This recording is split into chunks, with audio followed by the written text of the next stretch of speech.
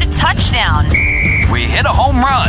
WHPC Sports Talk, nominated for Best Sports Talk Program in the 2023 Intercollegiate Broadcasting System Awards. Listen weekday afternoons at 4, plus Monday mornings at 9 and Tuesday evenings at 11. The voice of Nassau Community College. This is the award-winning 90.3 WHPC HD Garden City. Listen on your smart speaker. Play WHPC. And available on Odyssey, TuneIn, iHeart, and on the WHPC app. 90.3 WHPC. High fly ball, right field deep. Canseco back to the track, looking up. It is off his head, it looked like. And over the top, a home run. It's been a while since he's seen a hole that big. I pride myself and think of myself as a man of faith. As there's a drive in a deep left field by Castellanos, it will be a home run. He starts to come, and then he pulls out. Josh Bynes has been coming all night long, but then he pulls out, and it's just hard. 2 inches short, maybe less. That's the story of my life. Receiver coach has been blown away by Crabtree's hands and his ability to suck in these balls. And the 3-1. Popped up. Castillo. Dropped the ball! He dropped the ball! Here comes Teixeira! And the Yankees win! Oh my goodness! Listen in as we tackle everything in the world of sports right now. Throw your hat in the ring at 516-572-7440. This is WHPC Sports Talk on the voice of Nassau Community College, 90.3 WHPC. Welcome to the Wednesday edition, the midweek Wednesday edition of WHPC Sports Talk on the voice of Nassau Community College, 90.3 WHPC. On this Wednesday, January 11th already, fellas. The year flying by already. Needs to slow down like it got somewhere to be. Your host for today, as usual, Joshua Umahi on Wednesday, joined by Kory David, Ross Levine. How we doing, fellas? I'm doing good. You know it's about to come up. You know what's that? Playoffs, baby. Playoffs. This your first show of the week. How are you feeling about the Giants-Vikings matchup before we get all the way into it? I wasn't that mad. I mean, a second. Before I get there, because I didn't call in on Monday, but if Eric was here and I would ask, what happened to them boys? Y'all had y'all starters out there. What happened if he was here? But unfortunately, he's not. But to get back to your question, I'm optimistic. I see a chance for us, but I'm not going to take into account. You do have to take into account that the Vikings have tremendous talent. Justin Jefferson is probably the best receiver this season. You're playing it modest. Ross, the other Giants fan in the room on this Wednesday, this wonderful Wednesday, Ross. How we doing? I'm just happy that we're even in the playoffs this year. I'm happy we're playing in January. And, yeah, I'm not expecting much. But if we lose, I'm not going to be mad. How about that? I will not be mad. You're going to be mad for like 5 minutes. Well, it depends how we lose. If we lose by 10, I'm not going to be mad. But I'm not going to lie. I've seen I forgot where I've seen this at, but I've seen people, a lot of people putting bets on the Giants to win the Super Bowl. I'm like, what? Why was that? That's a little, it's a little. Like, why are you doing that? Come on. No. Okay, so just out of curiosity, you know the odds on that? Out of curiosity. I ain't going to go to FanDuel right after you tell me. I don't know. Maybe. I know when I checked it, if you put $50 down, you get like two like I want to say you get close to like 4,000. Put $50 down. Hey. 1-877. The odds are crazy. I think who's right behind. I forgot who was right behind us, but it was a terrible team. It was like it could be the Bucs. Well, the Bucs are probably ahead of the Giants just because of the Tom Brady factor. Yeah, I think they were. No, I think they were. No, yeah, they were ahead of us just by like one. I think. Well, you know what's funny? You look at the NFC. None of these teams really impressed me. And before we get all the way into our weekly State of the Giants report, except one. Nah. The Eagles don't impress? No. Wow, They don't. Not as recently. Hold on, why sound like y'all seem like y'all making the Eagles to be frauds? They're not frauds. It's a matter of they peaked at the wrong time, number one. I agree. They peaked too early. Number two, their quarterback is banged up. You going to watch that Giants-Eagles game and tell me Jalen Hurts was healthy? There's no chance. They're going to have a bye week, but maybe that helps. Josh Allen's been playing injured basically this whole season. Don't give me that. Listen, I hate the Eagles, so I'm going to despise them anytime I have a chance. I'm sorry, I hate them. I couldn't stand losing to that team. I'm not the biggest Eagles fan, but the thing is, I gotta keep it honest. I gotta be objective. And if I had to say any team that's coming out of the NFC East, it'll be the Eagles. Well, I'm going to say the Niners, but okay. It's the Niners. I'm not going to trash anybody for picking the Eagles. I'm not going to lie to. That's going to be a good game. Niners versus Eagles would be a good game. It would be a good-ass game. I can promise you that. But my money's on the 49ers. But my point being, like, the NFC, the 49ers have the best team, in my opinion. But you look at their quarterback, there's still questions to be had. And Brock Purdy, we love him. The Brock Party, getting Purdy with it, we love all that stuff. But if you look at the fact that teams are going to have tape on him, they're going to have to game plan for him different. It's just different in the playoffs. I don't care what you say. Look. So 49ers have a great defense. But I'm just pointing out. This wants to figure out something, right? If hypothetically, just for the Eagles real quick. Hypothetically, say the Giants were to get past the Vikings somehow, right? And they would play the 49ers, right? Mm-hmm. I think. What do you give our chances of beating the 49ers? Like 10%. We're gonna get 10% is generous. No. Yeah, 10%. Yeah. Because I thought about something. I'm like. I wouldn't say the Giants team of the past, like when we last won the Super Bowl, I wouldn't say that was like a world beater team. No, but they were good. But I agree. The 49ers that year had a pretty good defense. They still remember they had Patrick Willis. That was basically one of their best defensive teams in a while. I'm just gonna say this is why I'm not gonna be pissed off, mad if they lose to Minnesota, because I know. Let's say we do beat them, we're going to have to play the Niners or the Eagles, and we're going to get smoked. I'm just telling you. So It's not. I mean, listen. Do we have? It's the NFL playoffs. Do you have a shot against anybody? Yes, you do. But I'm not going to pick us. I feel like the Vikings. If they beat us, either team they have, I think they have a better shot at beat. I feel like they have a better shot at beating.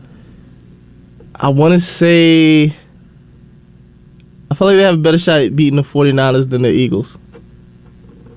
We'll see what the caller has to say. First caller of the day on WHPC Sports Talk. If you want to join the conversation, 516-572-7440. That's the number to dial.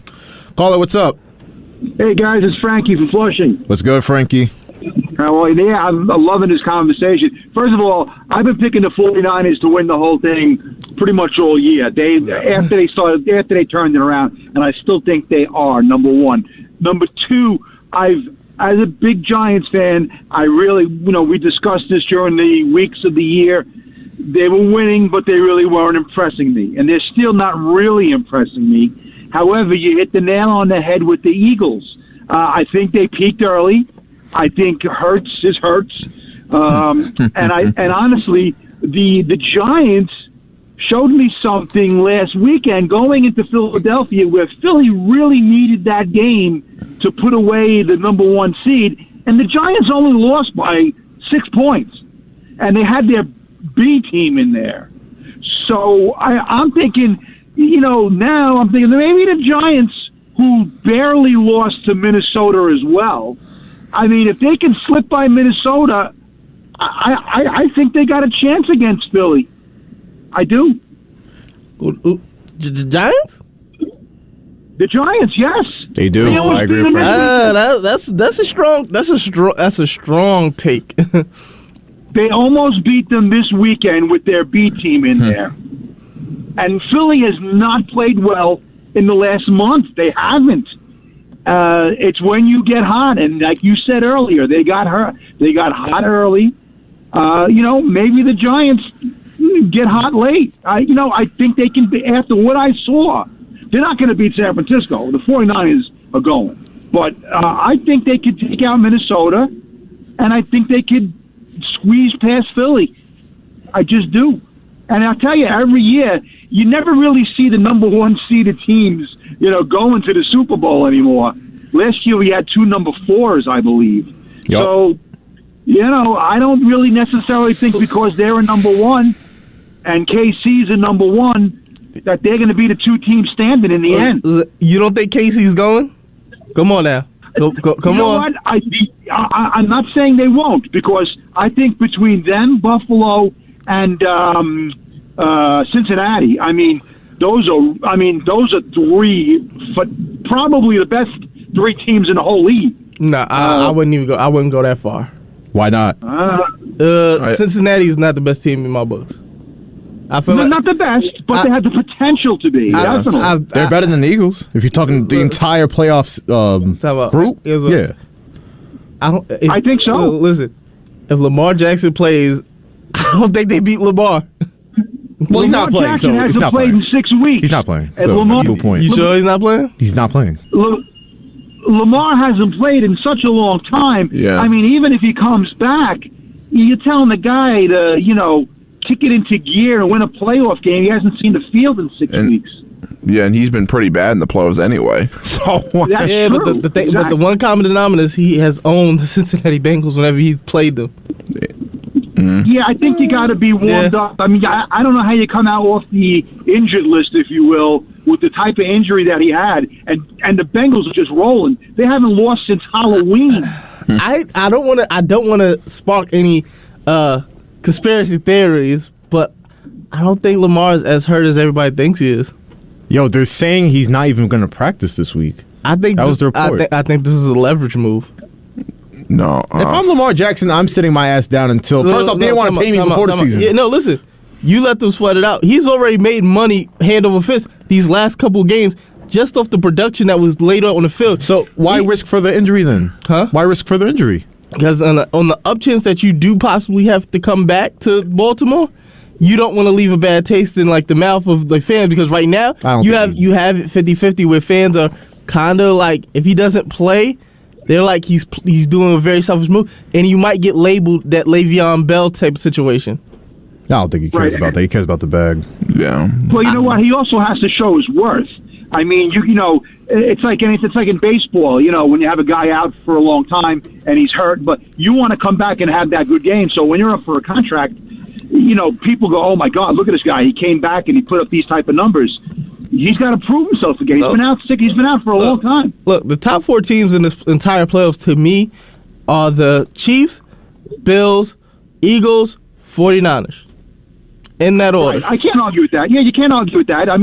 No question. I wasn't even high on the Bengals this year, to be honest with you. I picked the Ravens in my football pool. People forget the Ravens literally held hold of that division until Lamar got injured. It was close. They didn't have a stranglehold on it. They really did. They really did. I don't know about that. Listen, the Bengals, the one thing I always stick with the NFL playoffs, and Frankie, you kind of mentioned it, you got to roll with the team that's playing the best when the playoffs start. As Giants fans, I'm talking to 3 Giants fans right now. Y'all know this. Y'all should know this.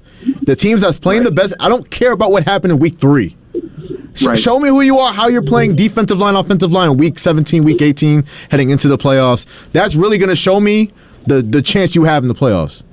That's right, and Philly, in their last week, they should have put the Giants away. The Giants gave them the game on a silver platter. They didn't play anybody, and they beat them by 6 points. And they needed that game, Philadelphia, and they only beat them by 6.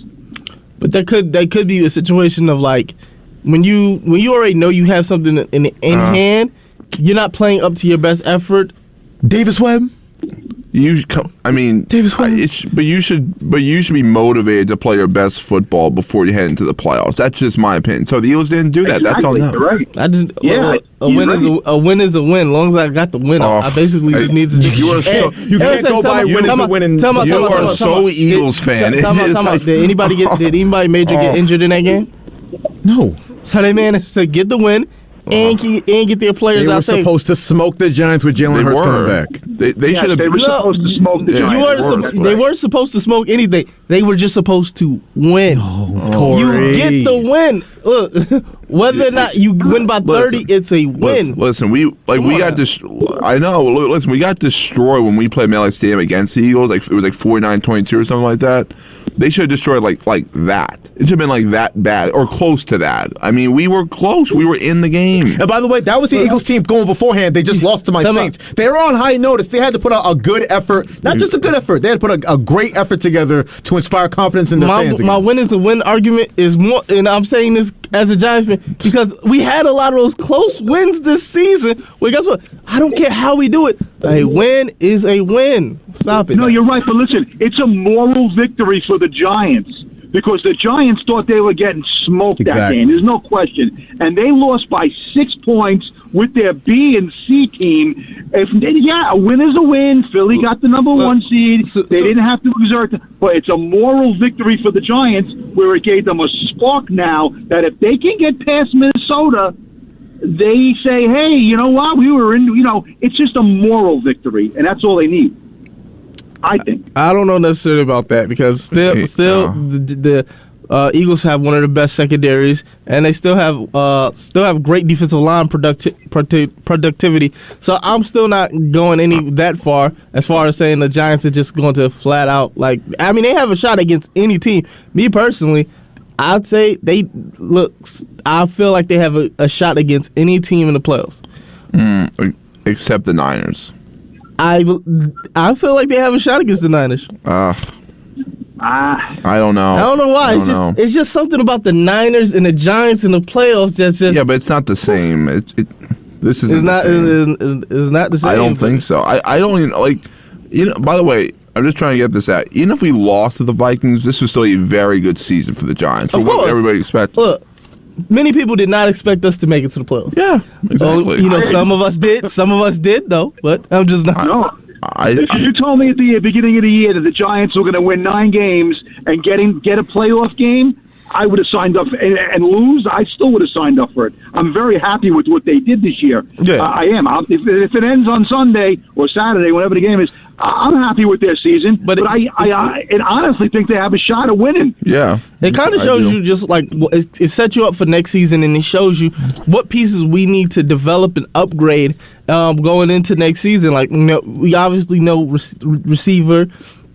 We can get help in the cornerback position a little bit more, and probably a little bit of offensive line. But that's the 3 key areas for me. I feel like we need to upgrade. Yeah, they got to get somebody to catch the ball too. I mean, you give Daniel Jones some targets. That'll help too. I mean, we just signed. We just signed James Washington to our practice squad, who just got cut by Dallas. He's a good 50-50 ball guy. So I feel like they're actually, they're making some moves, but not just semi moves.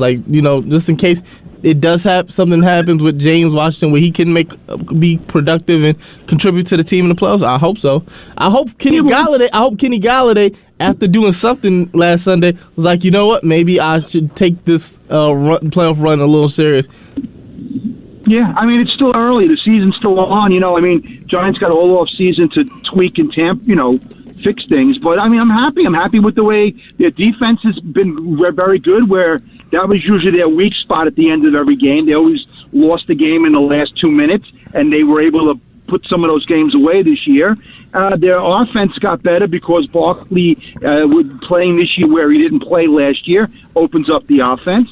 Jones has got another year under his belt, and he feels a little confident. They got a good coach that straightened a lot of stuff out. So it's all going in the right direction for the Giants, I think. I don't know why, but when I see Jones and Barkley sometimes, I'm not saying they are them, but I get Manning and Tiki vibes. Oh. Frankie, any final thoughts before we let you go? No, thanks for letting me talk so long, guys. I appreciate it, and enjoy the games this weekend. And I'm pulling for the Giants.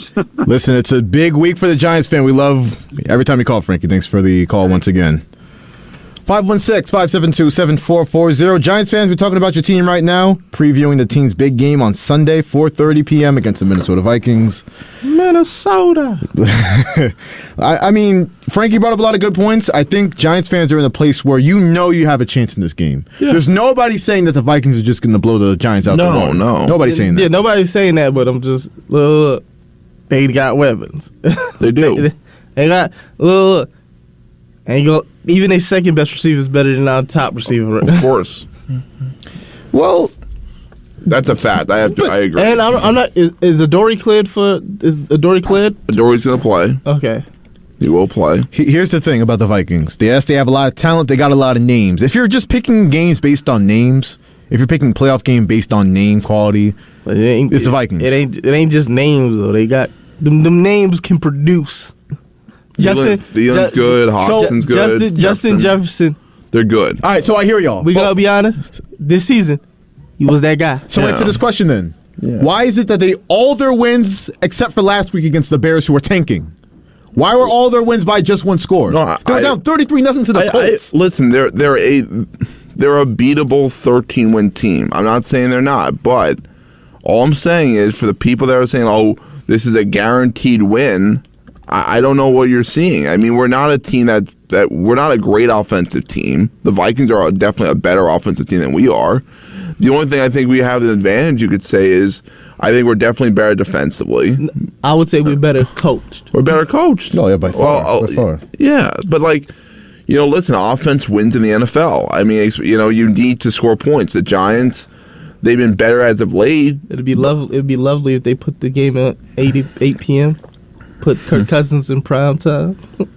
I mean, it's going to be kind of, daylight saving time's over, so, it's going to be dark pretty early in Minnesota. I can't I go based off of what I said to start the season. If this is year one of a rebuild, like the fact that we're in the playoffs and we're talking about a game that we actually have a shot of winning, even if we don't win it, this is a very good season, a surprising season. I mean, nobody had us where we are. I mean, listen, you look at here. You got to remember the last 5 years, and someone was saying this actually on the K show before I just came in. This team's season was over during Columbus Day. They were like a joke franchise for 5 years. The fact that we're here, I mean, that's really good. Even if we lost, I mean, I was saying if the Giants won 7 games this year, that was an improvement. So you can't get mad because if we lose to a fraudulent Vikings team when we're probably going to get our teeth kicked in against the Niners or the Eagles. I can't get we're not wasting a chance of winning a Super Bowl this year. We're not winning a Super Bowl. No. So, but you'd like to see a playoff game victory. You'd love to see that. You would love it, but it's not. I'm not going to kill them if we don't. You would love to see a lot of things, but as I said in the starter, when I predicted that they was going to the playoffs, or they were going to have a winning season, I said my goal is I don't necessarily I would want them to win the Super Bowl. I would want them to go far in the playoffs. But my thing was I was just wanted to see winning football, and they gave that to me this year.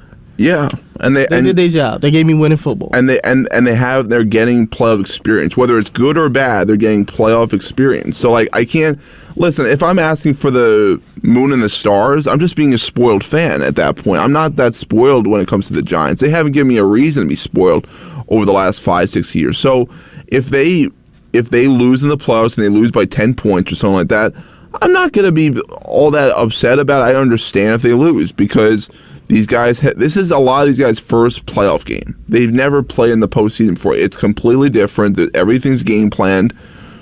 What I want to see is a good coach game. I think I will.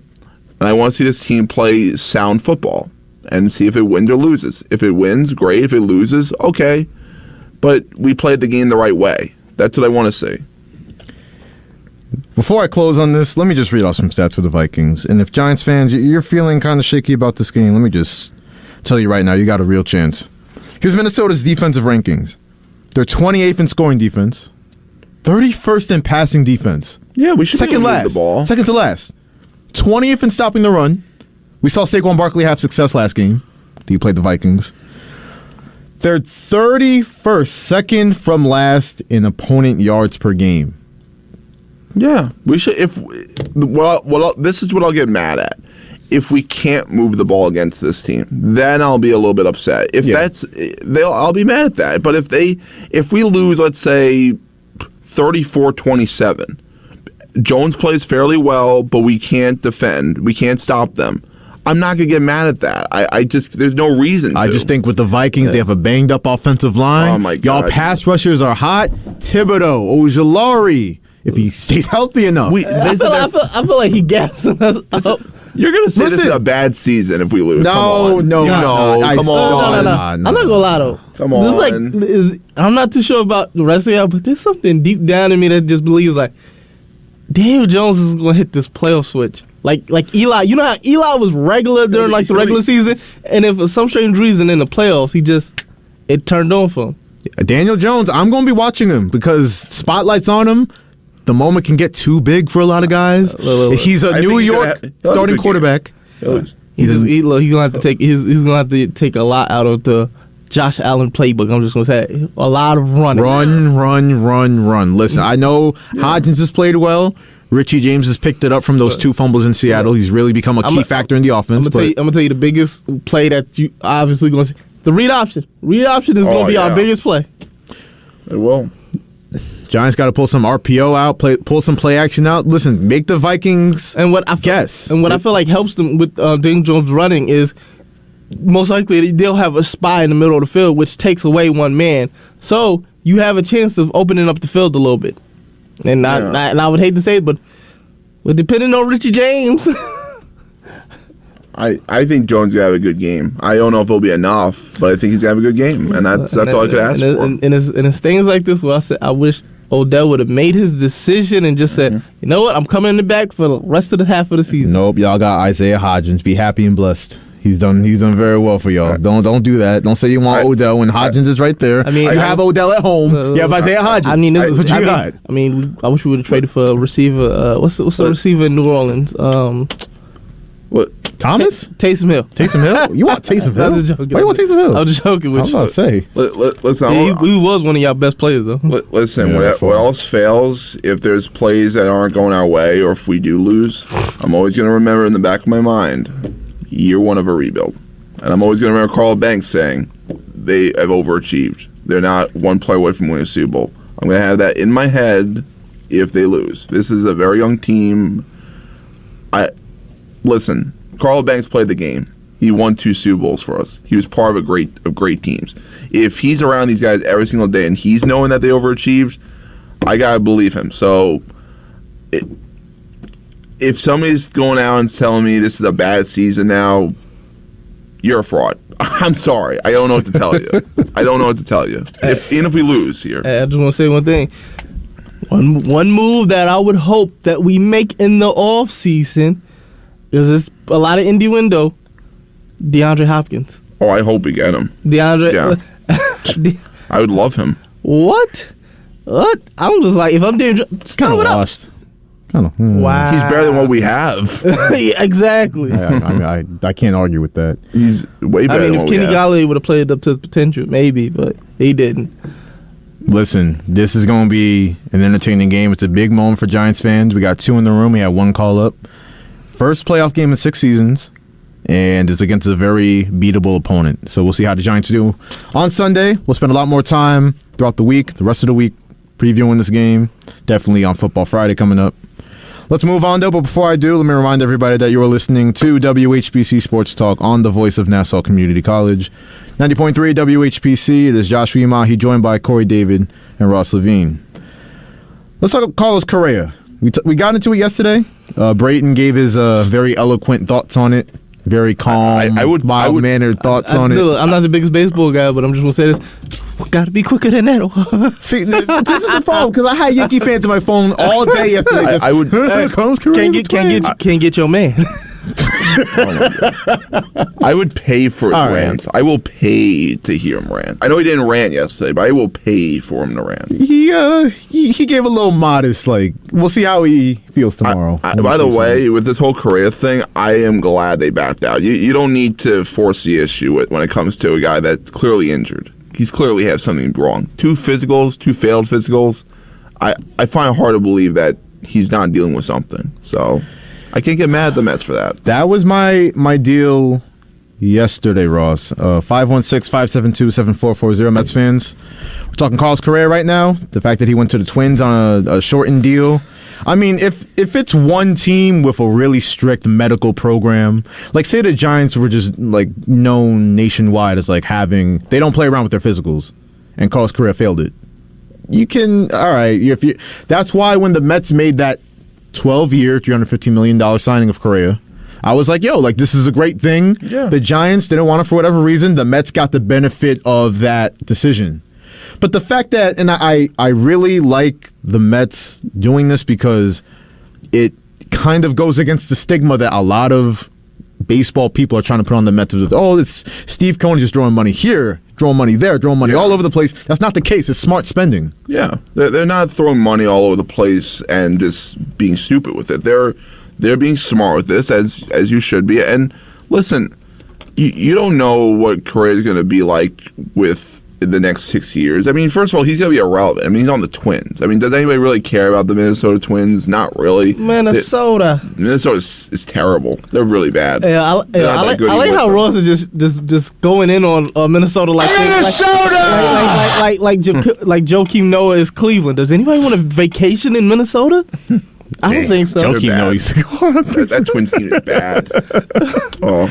Well, listen, Ross is right. Minnesota is the land of the irrelevant, all right? I don't care about anything they have going on in Minnesota. If we have any people listening on the Odyssey app from Minnesota or iHeartRadio, wherever you listen, I'm sorry, but it is what it is. I'm a New York elitist, all right? I don't care about you. Look, normally I would say, hey, I got love for Minnesota, but especially coming up this week, I ain't got love for y'all right now. We need to win. It's cold, and their biggest attraction is a mall, bro. Like, nobody cares about you. Minnesota is known for like hockey and stuff like that. Yeah. More than, I don't. I mean, there are Twins fans, obviously, but I don't. He's going to be irrelevant. Like, okay, Correa was on the Twins last year, so they obviously know him the most. But the Twins play in an awful division. Correa was on the team, and they still couldn't win the division. So how great were they? How Correa was good, obviously, but how impactful was he? They didn't win the division in an awful division, and the Mets division. That's a lot tougher of a division than the AL Central is going to be. Oh yeah, without question. And I'm trying not to be a hypocrite, but with Correa, listen, Steve Cohen literally tweeted after the fact. When they signed them initially, like, this is the missing piece. This is the one thing we needed in our offense to put it over the top. Now, obviously, he's going to have to make a trade after saying that. Like, you still need a bat, but Carlos Correa, like, it's red flaggy. Like, Carlos Correa is like the guy that goes on a date, goes with one girl. It's like, things going great, got a little weird. Move on. Yeah. Move on to the other girl. Went a couple dates, stuff got weird. Move on. He settled. He settled for the Minnesota Twins. That's what he did. Yeah, I think he really wanted to be a Met. I think so. His bank account wanted him to be a Met.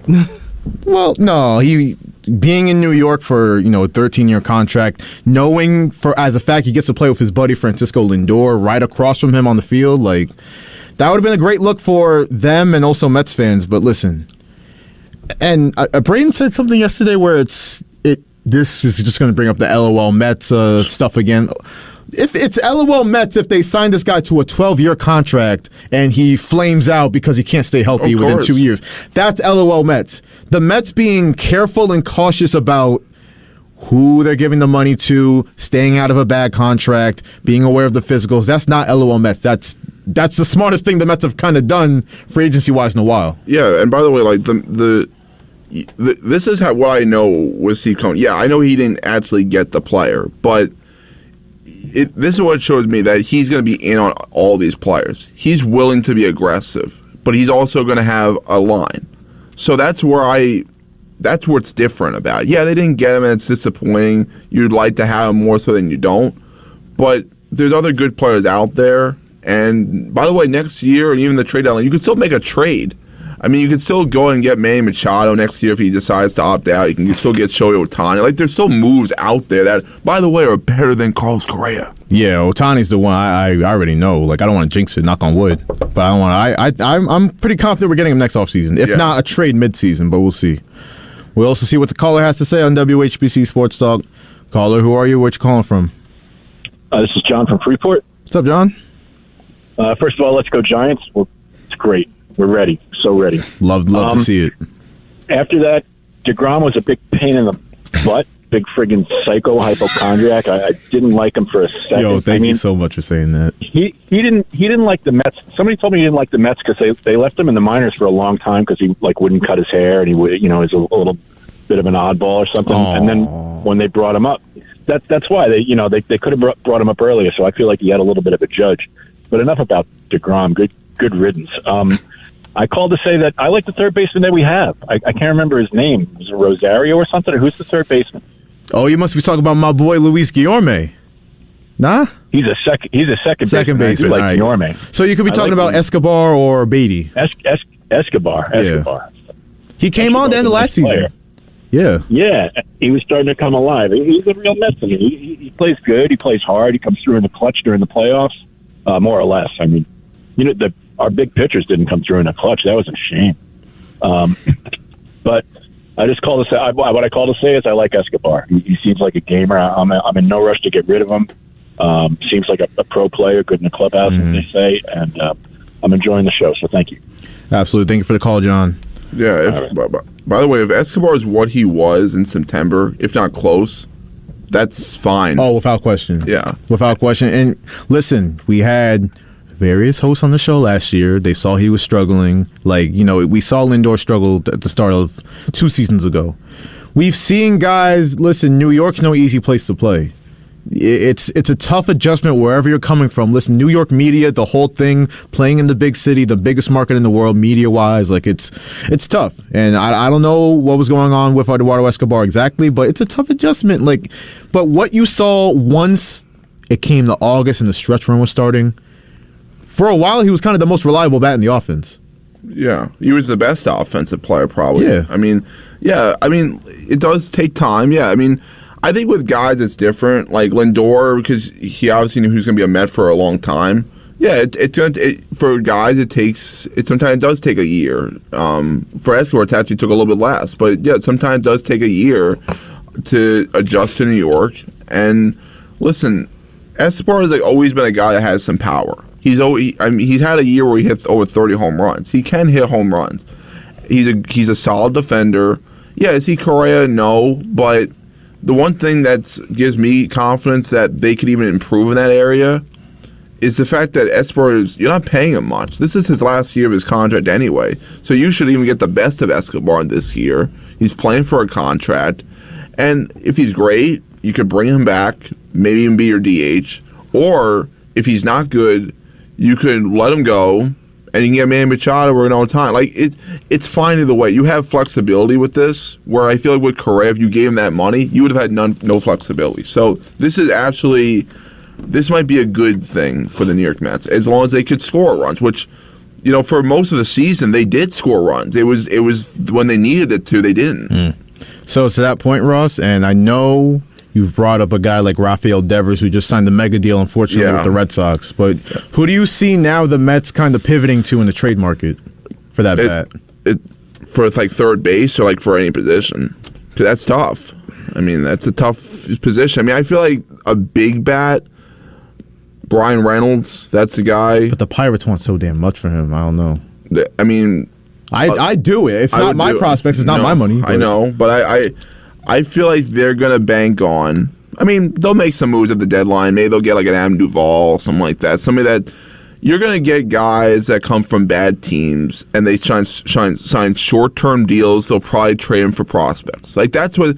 You look at teams like Oakland. You look at those type of teams. They're going to trade those guys that have short-term deals to get prospects. That's what they're going to do. So those are the teams you're going to look out for, because those teams are not going to be very good. And I also think they're going to bank on, this is more of an off-season thing, Manny Machado opts out. I think they're going to bank on that. And I honestly, if they get Machado, that's great. Yeah. And they're going to try to get Ohtani at the deadline. I think they're going to do that, because you don't want to wait till he gets to the free agency, because he may get traded to somebody else, and then they sign him. The Dodgers might get him, and then they sign him. So here's the thing, you got to know if you're going to trade for him, does he like New York? You got to know before you do it. If he doesn't, you don't do it. If he loves it, you do it, and you get rid of any prospect you have to. That's what I think. So They're fine. They should have a decent lineup. What's going to carry them through is their pitching. The Manny Machado thing is interesting because here's the thing, and anybody, I know there are some Mets fans that are disappointed with not getting Correa. It's disappointing. It's a disappointing thing, yeah. But let me caution everybody: it's not LOL Mets. It's not the Mets. They always fall short. Listen, you can't deny, even people that hate the Mets can't stand the Mets. You can't deny this team's in a great spot in terms of the prospects they have. They have 4 top 100 prospects. You have the best prospect in baseball. Don't make that face, Kory. I gave you the thumbs up. What are you? Yeah, the little. Okay. All right, the little sarcastic thumbs up over there. I'm sarcastic. Me? Me? Why would I be? Because you're a petty Yankees fan. That's all I've been dealing with the last couple of days. I don't know about that. I don't know, but I wouldn't sound petty, much as I point at facts. Because tell me or not. Now, mind you, Nico was talking crazy cash stuff or a whole season. Like, oh, they're gonna be better than.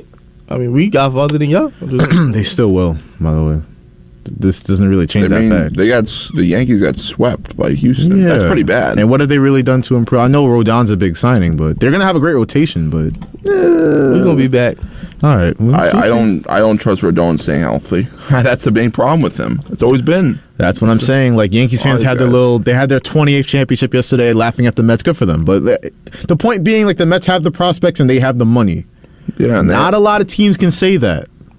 So they don't, and they have and they have the pitching. They improved the bullpen, which I am impressed about. They got Robertson. That's a good signing. Great signing. Ottavino, I'm glad they brought him back, and they made some underrated moves. They got Rayleigh. That's going to be that's the one I'm in love with. Yeah, they're improving on the things they needed to improve on, and honestly, Listen, I liked their rotation last year. I did. I liked Walker. I liked Bassett. I don't miss them that much.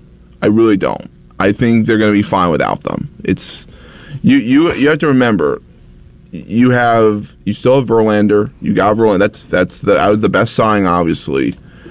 And they're also you're looking at it like this. They got Scherzer, Verlander. They know each other very well, and Scherzer's going to be motivated too.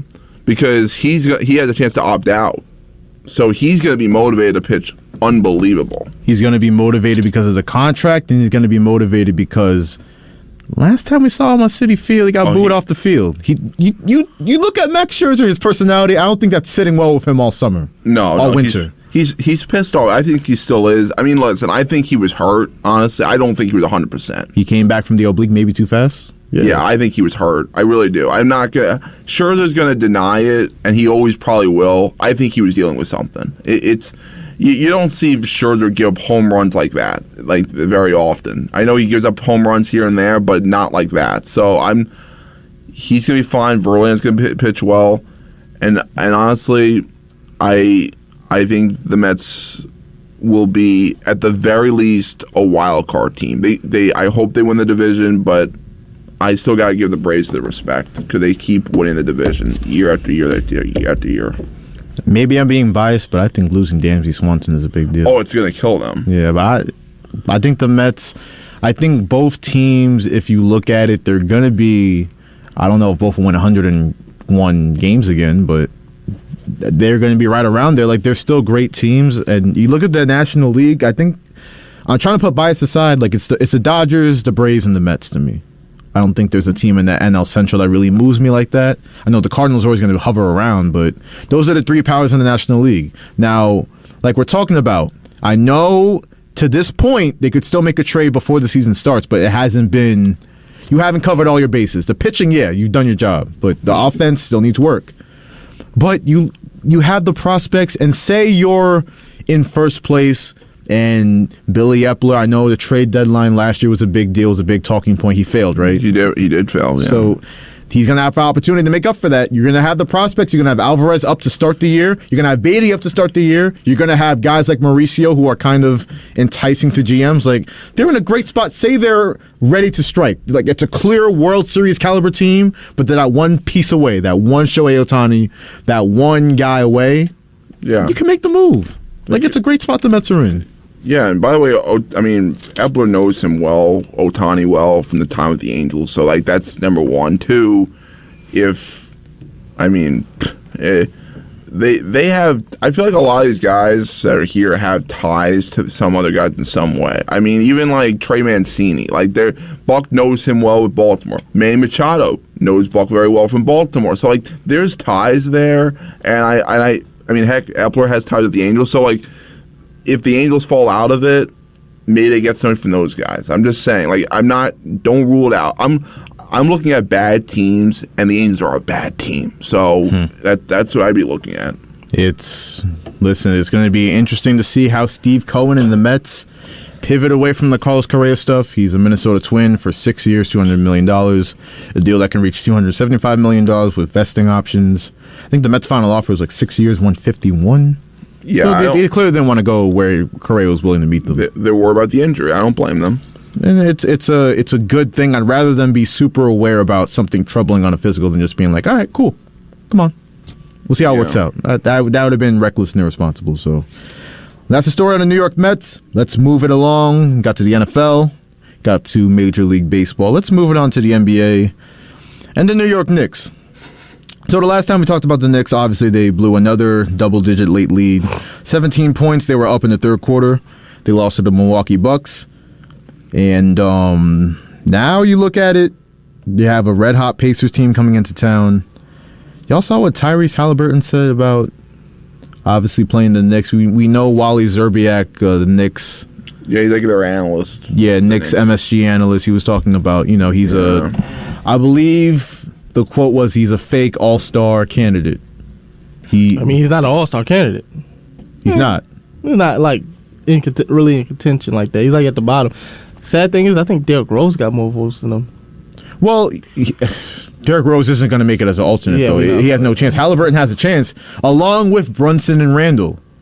So that's a key storyline to watch hovering over this game, but Halliburton's like, oh, yeah, I can't wait to play New York. Well, that's everybody. Everybody's ready to play New York. Right about that. I mean, I hate to say it, but chicken alert. Madison Square Garden's barbecue chicken. That's unfortunate, but it is. Every visitor that comes here is career high. It makes me want to throw up. I got to hear Clyde on every broadcast say, "Oh, what a great move by the other guy." They just keep shooting. They're insane. I'm tired of it. I really am. I forgot. Gilbert Arenas said he gave the greatest reason that is why everybody loves opposing players love playing in New York. Because if you're having a good game, as soon as possible, Knicks fans will start cheering for you.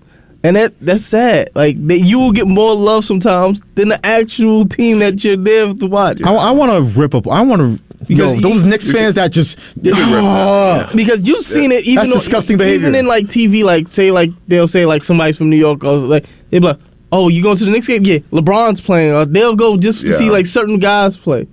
I'm like, I don't like that. You know what? Okay, so two things. One, I hate those Knicks fans because I'll go. I just went to the Knicks Grizzlies game last month. I'm like, because Ja's playing. I can see John Morant play in person. I can't pass that up. But if Ja's cooking and he had a triple-double in that game, I'm not going to stand up and be like, oh, John Morant, you're so...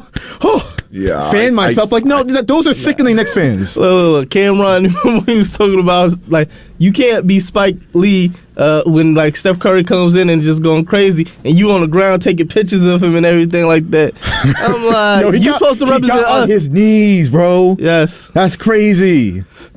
He got underneath, take a picture of Steph Curry. That's what we're talking about, though.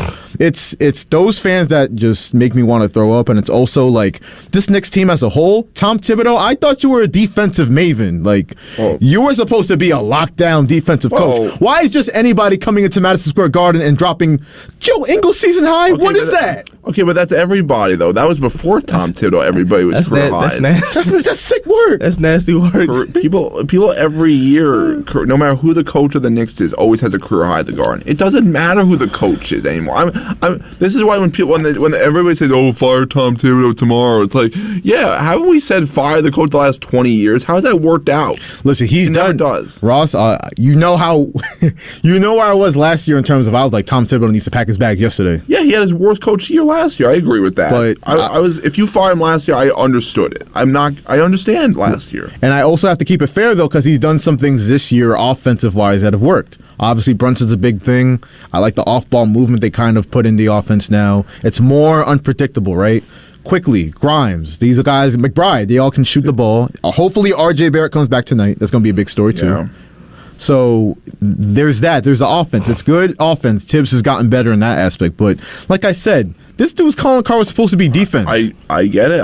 Listen, you look at what he was with the Bulls, and obviously the Bulls had better teams, but he was never like great offensively. Like offensively, they've been better this year, but he's never been great offensively. He's always had limitations with that. Defensively, you can always count on it. But here's the thing: your goal as a coach is to take the best thing from the other team away. That's what you're supposed to do. So, and you're playing as is, and I think Tom does this too, and it burns him. Make that other guy beat me. Make that not that superstar beat me. So like you're playing Giannis. Don't let Giannis beat me. Let that other guy beat me. Unfortunately, he beat him, the Knicks. But I'm just saying that's how you're supposed to play in the NBA. Like you're never going to take everything away. You're always going to give something to the other team. The one thing I got mad at Tom for is closing out games. That I get mad at him. I get mad at him for that because part of it's the roster and he's not putting guys in great spots. And I don't think they're equipped to closing out games. But part of that's the coach. The coach is not putting these guys in the best spots. His systems aren't great. I don't love his plan. His systems are outdated because if you look at it, his whole defensive scheme is to really. Now, I want to break this down some more coming up in the coming days, but he wants to protect the paint at all costs. And that's all well and good in 2008 when you're an assistant coach with the Celtics and you're helping them win a championship. Or it's 2011 with the Bulls. We are in 2022 NBA basketball. Like, teams can shoot the lights out. Every team can shoot 23s and make a good number of them. So you got to change things up. If it's not working, like it's clearly the Knicks get torched from three every single game. They do, yeah. But again, it's like, what would you rather happen? A Giannis Antetokounmpo foul in one, or would you rather give up a three? That's the thing. You got to take something away. Like you can't take everything away. That's the problem in the NBA. You can never take everything away. The only thing you can do, like, contest some threes. If they make them, they make them. But like they're not gonna. We all knew the Bucks or any elite team, good shooting team, is going to get hot at some point. There's no lead that's ever safe. So like you gotta keep playing hard. I don't love even the offensive scheme sometimes because they just get a little dumb. But listen, they've played 41 games. They're 22-19. Like that's kind of like where I expected the Knicks to be this year. Maybe worse. I mean. How much more could you expect it for the Knicks? What the shame about their 22-19 is the fact that Brunson's had an insane year, and Reynolds had a comeback season, and they're 22-19. That's what's disappointing. You think they'd be better with those two guys? Absolutely, and think about the games they've lost, losing and getting blown out the water the first game versus Dallas, and then coming back in Dallas and blowing that late lead 9 points with. 35 seconds. 35 seconds left. 33 seconds. Yeah, that's because Grimes. Don't get me started. Oh. But you lose a late lead in against Atlanta. You lose late lead against Chicago. Like, this could be their 22-19. I'm telling you, they could easily be 26-15. They could be well ahead of the Pacers right now because their issue, and again on paper and in hindsight, or not hindsight, going back to the start of.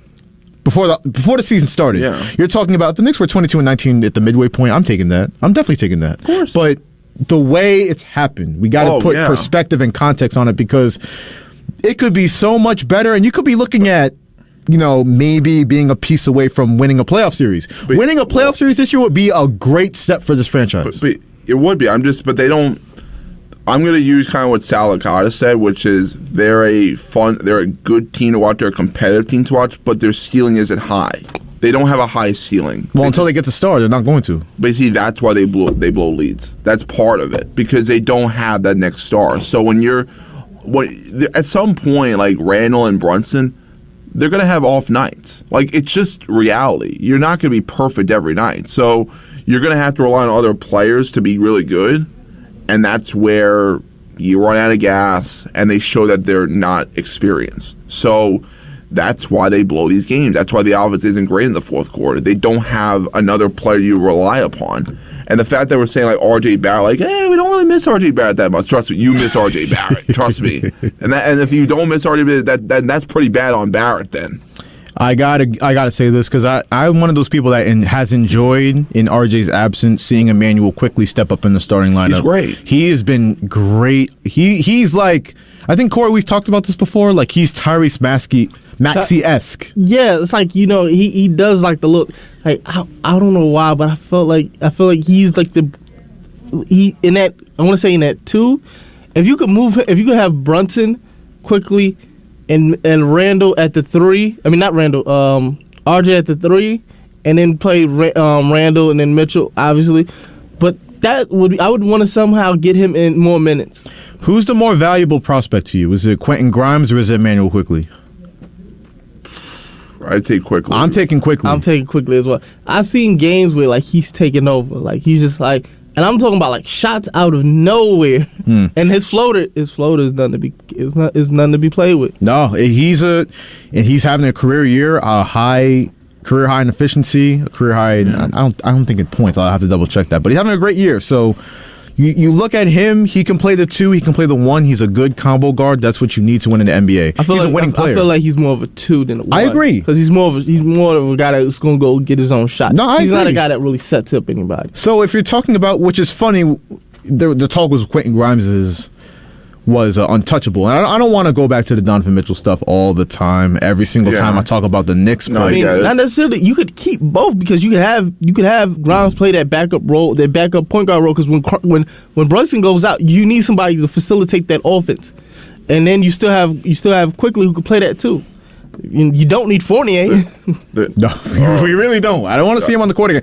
Hartenstein, too. Oh, my this God. This dude airballed like 4 straight layups. I'm like, what am I watching? And then I'm like, Tibbs is definitely going to take him out. He left him in. That's when the game turned. When he missed those easy shots, and then they just kept getting lights up 3 after 3 after 3. They were up 7. I remember it vividly. They were up 76-62. He airballs 4 straight point-blank shots. Then the Bucks start making 3-point after 3-pointer. Yeah, that's Halliburton's been on. There's a reason why he's been on 3 teams. There's a reason for it. I mean, again. This is why, like I'll watch the Knicks because I like Brunson. I'll watch Brunson. I'll watch Robinson. I'll watch Randall. Even I'll watch a couple of those guys, even Grimes. But Hartenstein, really, like I'm not gonna waste my time watching Hartenstein. Like he should. I'm sorry, he can't. If he can't even make a layup, but yeah, he can make a couple of threes. He can make a couple of threes, but he can't even make a little layup. Hey, Kory, I don't know what to tell you. Kory, you know where Isaiah Hartenstein should wind up? Where? There's a little team in China. The Guangdong Tigers. That's why I need to see Isaiah Hartenstein, because him as a Knick isn't cutting it. I don't want to see it no more. You should go to Houston. Trade him anywhere. Trade him to the Lakers. Trade him. Package him with Cam Reddish. We'll see if we can get something back. Like, I was about to say send him to the Clippers, but he was already there. He was a good Clipper. I don't know. I guess the Knicks are kind of misusing him too, but whatever. That's besides the point. Missing layups, though, I can't blame. I mean, that's him. That's not the Knicks. That's you're right. You're right. You're absolutely right on that. And we'll see how they do tonight versus Indiana. It's a big game if you care about the All-Star game narrative, and this is the team directly ahead of the Knicks in the standings. But for now, we'll call it a show on WHPC Sports Talk. Hey, wait a second. I just want to say one thing before we go. Sure. TCU should never been that game. TCU should never been that game. Man, listen. Oh, I would kill them right now, but we're at the end of our run here. Today, from Kory, David, Ross, Levine, this is Joshua Umahi thanking you once again, as always, for listening to WHPC Sports Talk on the voice of Nassau Community College, 90.3 WHPC.